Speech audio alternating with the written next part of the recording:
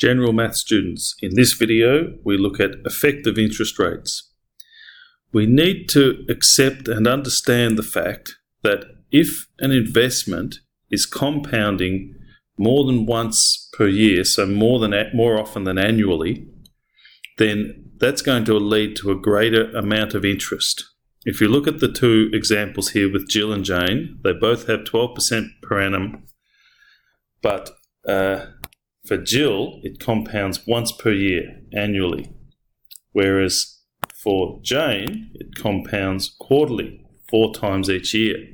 So that means that Jane gets more interest overall because as her interest carries over each quarter, she gets interest on top of her interest, whereas Jill is only getting interest on her principal. Okay? Now, Jane's investment says 12% compounded quarterly, but if you do the little sum or the little formula for effective interest rate, which we see up here, it actually comes out that she gets effectively 12.55% for the year. So we adjust I and N in a very similar way to before with the compound interest formula. Let's have a look at an example, and we'll use the calculator to check our work as well. So the effective interest is equal to 1 plus I to the n take 1. The nominal interest rate that they mention here is just the interest rate you've been used to seeing in compound interest formula. Okay, so it's just the normal interest rate, but they call it the nominal interest rate, and that goes where I goes. Okay, so to calculate the effective interest rate, we're going to put 1 plus, now this is 6.4%, so 0.064. We need to convert that to a decimal still, just like for compound interest, and divide it by 12 because it's compounding monthly. And we raise this power to 12 as well. And then that minus 1 there. So let's check this one. We get bracket 1 plus 0.064 over 12 to the power of 12, take 1, and that tells us we get 0.06591.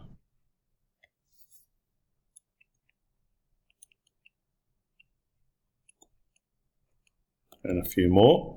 Now to convert that to a percentage, we go back the other way and multiply that by 100, so 6.59%. So effectively, this account offers 6.59% for a whole year's worth of interest. So it's better than 6.4%. Now, we can actually do that on this calculator.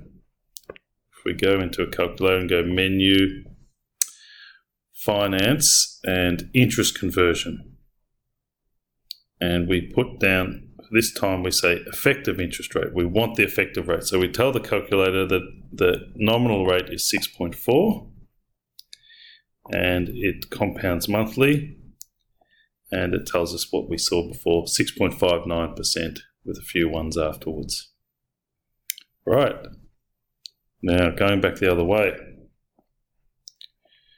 There's some working for an example shown here. I'm going to just go through a similar example. And this is what we do.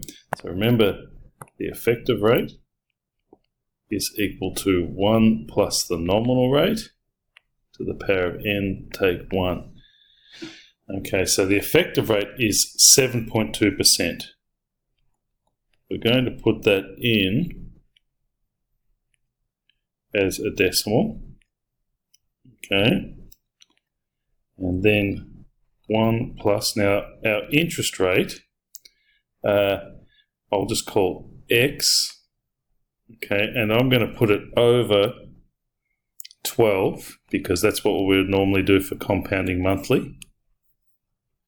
And then this n gets raised to a power 12, take 1. Now, the solutions we saw earlier probably didn't do that, but I'm going to show you why that's good, because it can help you to not forget a very important thing that occurs at the end of these all the time. Let me just go through the example and I'll show you what I mean. First thing I'm going to do is I'm going to take this -1 and bring it over the other side. It's going to become a +1. So 1 plus 0.072, that's that 1 coming over, becoming a +1, equals 1 plus x on 12 to the power 12. Okay, so this here, of course, that becomes 1.072 when you add it all up.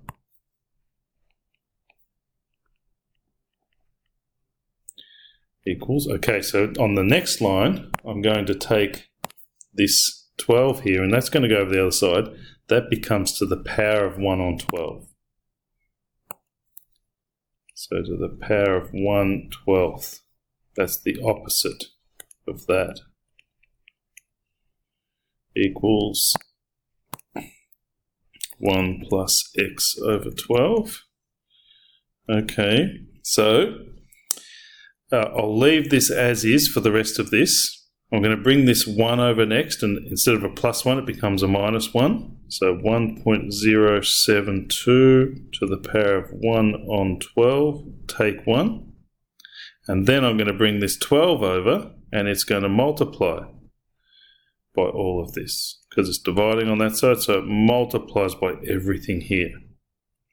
Okay, so it's a little complicated, and they won't often get you to do this algebraic manipulation.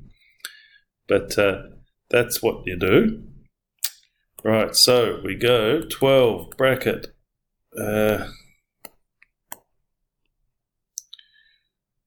another bracket 1.072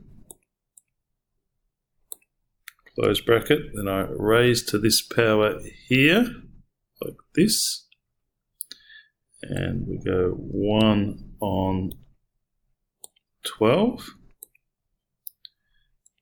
Okay, then I'm going to go across, and I would take 1 and close the bracket, and we get our interest rate there. Now, if we hadn't done that timesing by 12 bit there, where the x was on 12, we would have just got the interest rate per month, and that can be really confusing.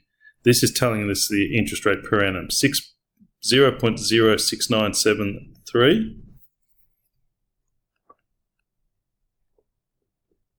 And of course, when we multiply that by 100, we get our interest rate 6.973%. We could just say 6.97%, 2 decimal places, something like that. Okay, so let's check that one on the calculator.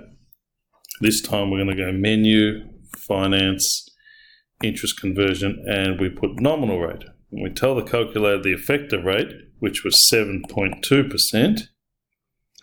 And we tell the calculator that that was going monthly, and it tells us what we got before when we did it algebraically, 6.97%.